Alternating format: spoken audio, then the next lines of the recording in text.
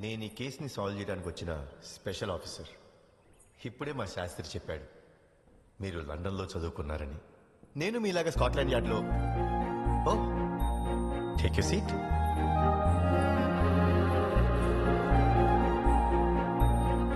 ఎందుకు పిలిచారు?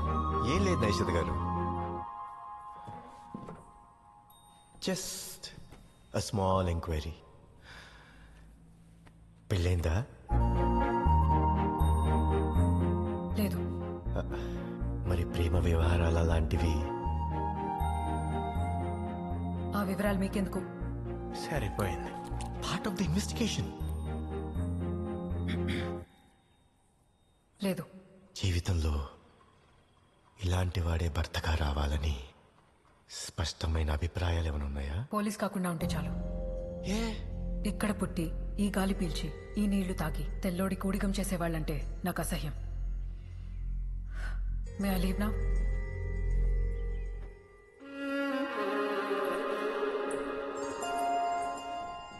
హత్య జరిగిన గది ఇదే సార్.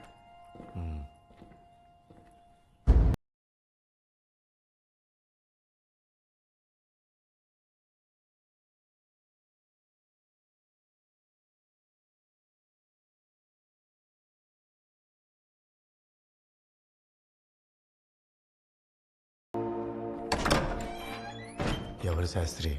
పట్వారీ గారు సార్, మన జమీందార్ గారి బిజినెస్ పార్ట్నరు, మంచి ఫ్రెండ్ కూడా. ఆ పక్కనే ఉన్న ఫేర్ లేడీ ఎవరు? పట్వారీ గారి భార్య సార్, పేరు రోజీ. మంచి డాన్సరు. ఆవిడ డాన్స్ అంటే నాకు ఇష్టమే. నాకు సిగ్గేస్తుంది. నువ్వు వెళ్ళి నేను పట్వారిని కలవాలన్నానని చెప్పు. నేను వెళ్ళి మీనాక్షి దేవి గారిని కలిసి వస్తాను. ఈ సంస్థానాన్ని పాలించటం మా అధికారం అని మేమెప్పుడూ అనుకోలేదు. బాధ్యతని అనుకున్నాం. ఆకలి అన్న వాళ్ళకి అన్నం పెట్టాం, అవసరం అన్న వాళ్ళకి సాయం చేశాం. ఎప్పుడు ఎవరిని ఏది అడగని మేము మిమ్మల్ని అర్థిస్తున్నాం. నా కూతుర్ని చంపిన హంతకుణ్ణి కనిపెట్టి శిక్ష పడేలా చెయ్యండి. మాటిస్తున్నానమ్మా.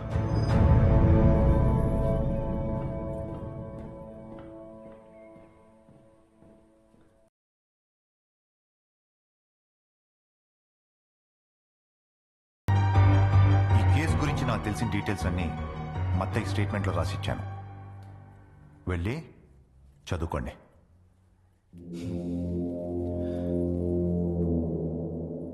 అరే అరే, విజయ రూమ్ శాస్త్రి, వ్యూ బాగుంది.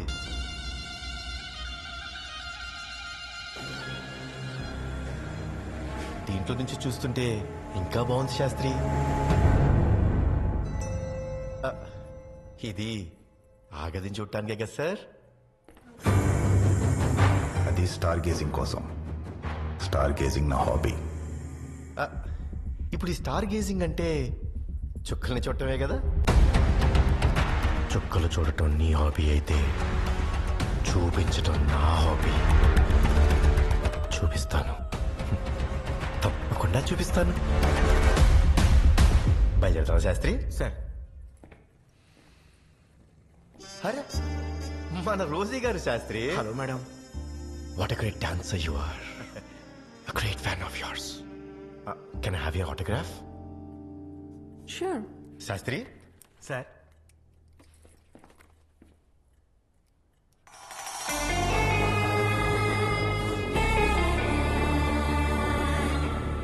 Thank you.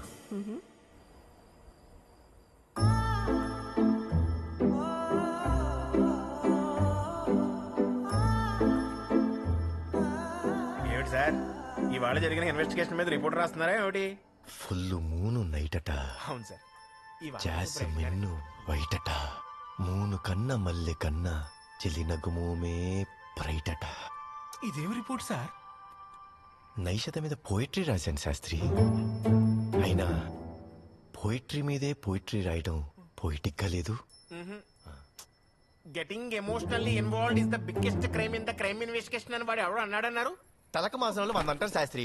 అవన్నీ పట్టించుకుంటావా ఏంటి? అది కాదు సార్, మనం వచ్చిందేమో మర్డర్ కేసు ఇన్వెస్టిగేషన్ కి, మధ్యలో ఈ ప్రేమ ప్రణయం ఏంటి సార్? అయినా మీరు ఒప్పుడు సొప్పుడు పరిశీలిద్దాం అన్నప్పుడు అనుకున్నాను చూడండి, మీ మనసులో ఏదో దురుద్దేశం ఉందని. ఏమైంది సార్? ఎవరో ఎవరికో సిగ్నల్ ఇస్తున్నారు శాస్త్రి. అది నైషిత గారు కాదు సార్. సార్, ఎవడో ముసుగు మరి సార్. పిల్లల్ని ఎత్తిపోయేవాళ్ళ ఉన్నాడు.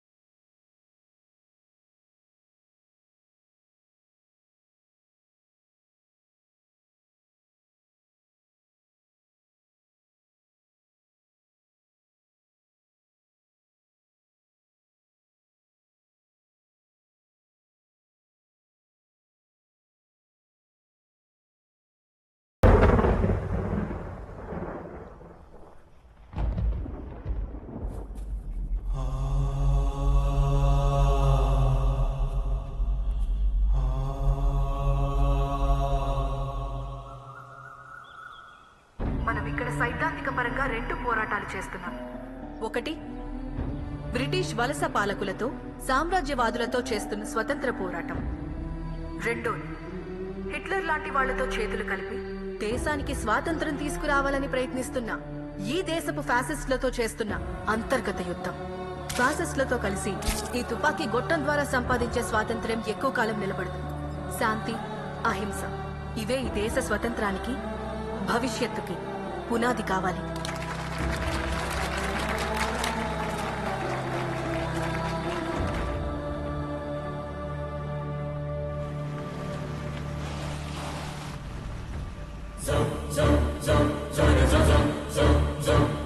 ముందుగుండు మొత్తం వచ్చేసింది.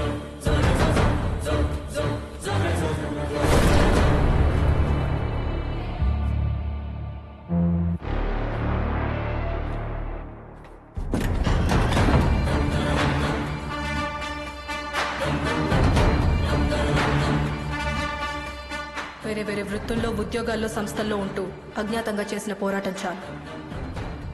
ఈ ఆయుధాలు ఎవరికి చేర్చాలో వారికి చేర్చండి. జరగబోయేది యుద్ధం. అందరినీ సిద్ధంగా ఉండమని చెప్పండి.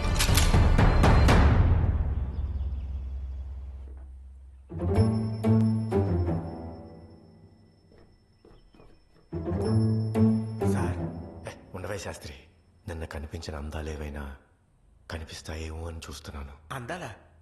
ఆధారాలు అయి ఉంటాయి. సార్ సార్ ఉండవే శాస్త్రి. ఏంటి తలుపు సందులోంచి చూస్తున్నారు? Part of the investigation. ఒకవేళ నేను లోపల బట్టలు మార్చుకుంటుంటే? బట్టలు మార్చుకుంటే ఎందుకు చూస్తామండి? కళ్ళు మూసుకుంటాం కదా. బట్టలు మార్చుకుంటున్నాను అని తెలియాలంటే ముందు చూడాలిగా. అంటే ముందు చూసేసి తర్వాత మీ సంస్కారం గుర్తొచ్చి అప్పుడు కళ్ళు మూసుకుంటారన్నమాట. నేను వెళ్ళి రమణకి సొంటి కాఫీ చెప్పొస్తాను సార్. నేనొచ్చింది మిమ్మల్ని చూడటానికి కాదు, మీ గదిలో ఉన్న ఎడిసన్ బల్బ్ గురించి తెలుసుకుందామని. బై ద వే నైషద గారు, మీ గదిలో నిన్న రాత్రి 10-10:30 సమయంలో చాలా సార్లు లైట్ వెలిగారితేను. ఏమో, నేను 8 గంటలకే పడుకున్నాను. యా, కానీ అదే టైంలో ఓ వ్యక్తి మీ ఇంట్లోకి ప్రవేశించడానికి ప్రయత్నించాడు సుమండి. బంగ్లా లోపలికి రావడం అంత సులువు కాదు. ఖచ్చితంగా. కానీ ఒకవేళ మీ ఇంట్లో ఉన్న వాళ్ళే ఎవరో ఆ వ్యక్తి కోసం తలుపు తెరిచిపెట్టారేమో. ఆ లైట్ని ఆర్పడం, వెలిగించడం ఆ వ్యక్తిని లోపలికి రమ్మనటానికి సంకేతమేమో. ఏమో. సార్ అయ్యా కాఫీ. చెట్టంత కొడుకు కనపడకుండా పోతే ఆ బాధ ఎలా ఉంటుందో అర్థం చేసుకోగలను. నేను ఇలా చూస్తుంటే నా గుండె తడుక్కుపోతుంది రమణ. అంతా నా తర్వాత అయ్యా. పాపం సార్. ఆ భూమాగాడెక్కడున్నాడో వీడికి తెలుసని నా అనుమానం. ముసలోడి మీద ఒక కన్నేసి ఉంచు శాస్త్రి. కన్నేసి ఉంచాలా? నేను అనవసరంగా కన్నీళ్ళు పెట్టేసుకుంటాను. మీరు ఆలోచించేదానికి, చెప్పేదానికి, చేసేదానికి అసలు సంబంధమే ఉండదు సార్. మనసులోని భావన ముఖంలో కనిపించకూడదు. మెదడులోని ఆలోచన మాటల్లో బయటికి రాకూడదు. అది కూడా జార్లకుండా వలసిన మొదటి లక్షణం. బయలుదేరదా శాస్త్రి? సార్ రేపు నుంచి నేను కూడా చెప్పేదానికి, చేసేదానికి పొంతన లేకుండా ప్రయత్నిస్తాను సార్. ఏమంటారు? ఓ సిగరెట్ కాల్చుకున్నారా? ఈ వర్షంలో బహుబాగుంటుంది.